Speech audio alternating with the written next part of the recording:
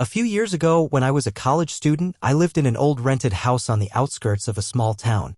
The house had an intriguing history. In the 1970s, a lone man who lived there was said to have disappeared without a trace.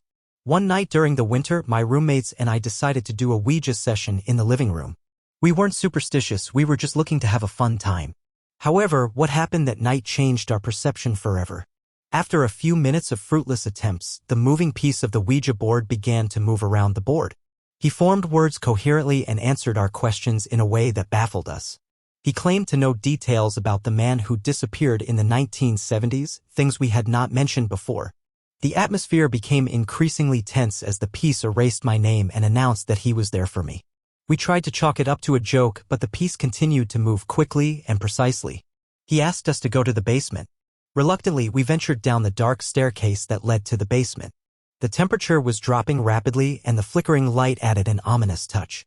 As we reached the bottom, we noticed an ancient door that we had never explored before. The door slowly opened, revealing a small, dusty room. In the center, we found an old box full of photographs and newspaper clippings related to the man's disappearance. The photos showed the house as it was in the 70s.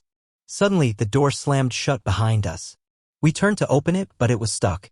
The temperature dropped further, and a shadow materialized in front of us. It was the figure of the missing man, looking at us with empty eyes.